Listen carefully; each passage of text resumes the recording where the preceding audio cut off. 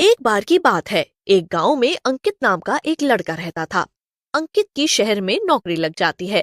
अंकित अपने पिता हरिया के पास जाता है और उन्हें अपनी नौकरी के बारे में बताता है। पिताजी पिताजी, मेरी नौकरी मुंबई शहर में लग गई है। अब हम भी अमीर हो जाएंगे। बेटा, क्या मुंबई जाना जरूरी है? अरे, अपने गांव में भी तो सब कुछ है। यहीं रहो, हमारे और गांव वालों के साथ। पिताजी, आप फिजूल में मेरी चिंता करते हो। अरे, मैं अब बड़ा हो गया हूँ। आप मेरी चिंता मत करो। और इस गांव में मैं क्या कर लूंगा पिताजी। आप मुझे मत रोकिए और जाने दीजिए।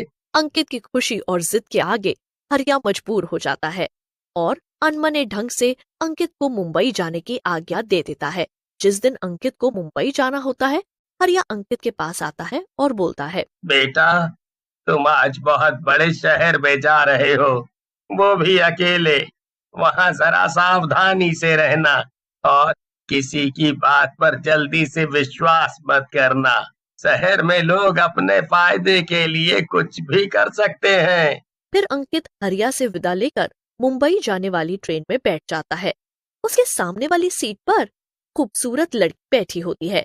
वो अंकित को देखकर हंसने लगती है और बोलती है, आप पहली बार शहर जा रहे हैं?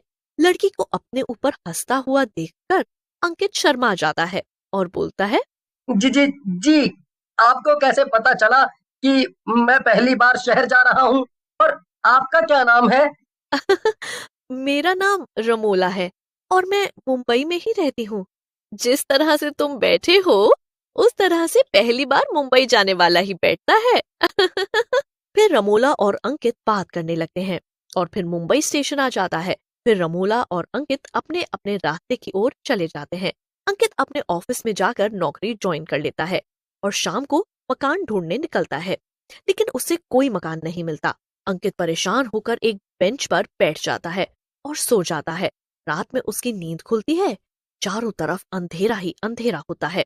अंकित वहां बैठा ये सब सोच ही रहा होता है, तभी उसकी नजर ट्रेन वाली लड़की रमोला पर पड़ती है और रमोला भी उसे देख लेती है।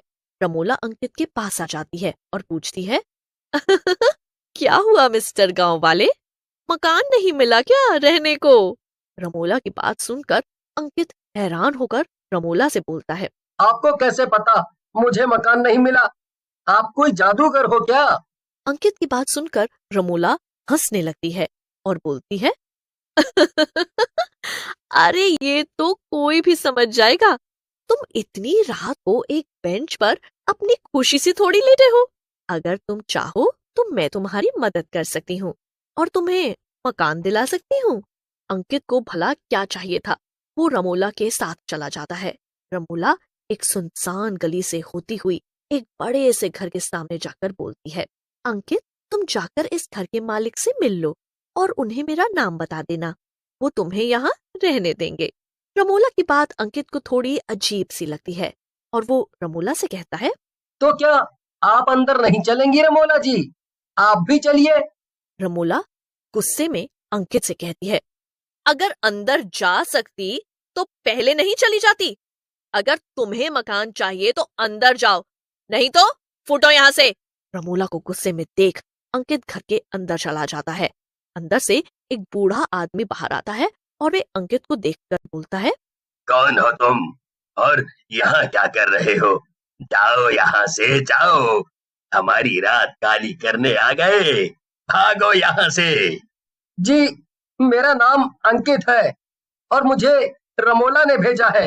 तुम्हें सचमुच रमोला ने ही भेजा है? तुम्हें पता है ना रमोला कौन है? ऐसी बातें कर रहे हैं अंकल। रमोला ने ही मुझे गेट तक छोड़ा है और आपको ऐसा बोलने को बोला था। वो बाहर ही खड़ी है। बोलो तो मैं उसे बुलाकर लाऊं? अगर तुम्हें रमोला ने भेजा है तो तुम घर के अंदर आ जाओ। फिर अंकित घर के अंदर चला जाता है। घर के अंदर का नजारा तो बहुत रहस्यमयी था। घर बहुत ही पुराना और भूतिया लग रहा था, लेकिन कोई और चारा न देखकर अंकित घर के अंदर चला जाता है। बूढ़ा अंकित से कहता है, लड़के, सुनो, तुम ऊपर जाकर सो जाओ। अब से तुम्हें उसी कमरे में रहना होगा। अंकित अपने कमरे में जाता है और सो जाता है। दूसरी तरफ रमोला सुनसान गली में अकेले भटक रही होती है। कुत्ते उसे देखकर जोर जोर से भौंक रहे होते हैं। ये देखकर रमोला गुस्से में बोलती है, तुम कुत्ते मुझे कुछ ज्यादा ही परेशान करने लगे हो। तुम सबको मजा चखाने की जरूरत है। ऐसा कहकर रमोला एक चुड़ैल में बदल जाती है और कुत्ते को मारकर खाने लगती है। मेरे मन को भाया, आज मैं कुत्ता काट कर खाया। अब इस गली के कुत्ते मुझ पर कभी नहीं भौंकेंगे।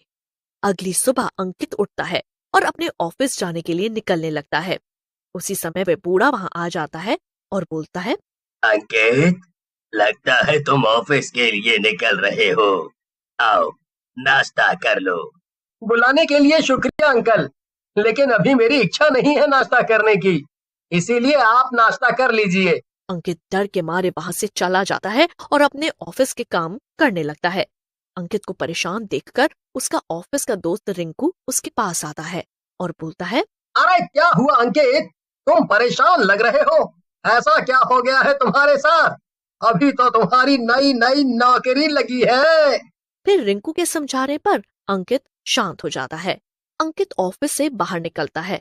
उसी समय उसे रमोला उसके ऑफिस के बाहर घूमती हुई मिल जाती है। अंकित रमोला के पास जाता है।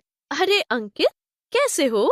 मुझे लगता है अंकल का घर तुम्हें बहुत ही अच्छा लगा होगा। उससे बढ़िया घर तुम्हें कहीं नहीं मिलेगा। अंकित रमोला को भी घर पर हुई घटना के बारे में बताने लगता है, जिसे सुनकर रमोला जोर जोर से हंसने लगती है और बोलती है, तुम भी लगता है वंडर ऑफ स्टोरीज बहुत देखते हो, इसलिए हर चीज तुम्हें भूतिया लगने लगी है। वो अंकल बहुत ही अच्छे हैं, तुम चिंता मत करो, वो तुम्हारा बहुत ही ज्यादा ख्याल रखेंगे। ऐसा कहकर रमोला कुछ देर तक अंकित के साथ रहती है और फिर वहां से चली जाती है। अंकित भी घर पर पहुंच जाता है और घर पर जाने के बाद सो जाता है। रात में उसे अपने कमरे में कुछ आवाजें आती हैं। अंकित चुपचाप उठता है और झांकने लगता है। थोड़ी देर बाद रमोला एक चुड़ैल बन जाती है। कुर्सी से बंधा हुआ आदमी जोर जोर से चिल्ला रहा होता है। आदमी की चीख सुनकर चुड़ैल बनी हुई रमोला हंसने लगती है। चुड़ैल उस आदमी को मार डालती है और फिर अंकल और चुड़ैल मिलकर उस लाश को खा जाते हैं। ये सब देखकर अंकित वहीं बेहोश हो जाता है और जब अगले दिन उसे होश आता है, अंकित वहां से भाग लेता है। बूढ़ा अंकल अंकित के कमरे में जाता है और अंकित को कमरे में ना पाकर गुस्सा हो जाता है। अंकित भागते भागते एक साधु से टकरा जाता है। साधु को देखकर अंकित की आंखों में आंसू आ जाते हैं और वे साधु को सारी बात बता देता है। उसी समय वहां रमोला आ जाती है। अंकित रमोला को देखकर घबरा जाता है। रमोला अपने चुड़ैल के रूप में आ जाती है। मैं ही चुड़ैल हूँ और अपने अंकल के साथ मिलकर मैं लोगों को मारकर खा रही हूँ। ये देखकर साधु बाबा अपने हाथ से भभूत निकालता है और चुड़ैल के ऊपर छिड़क देता है। भभूत शरीर पर पड़ते ही चुड़ैल भस्म हो जाती है। फिर अंकित और बाबा उस बूढ़े आदमी के पास जाते हैं। बाबा अपने जादू से बूढ़े को उसी घर के अंदर बांधकर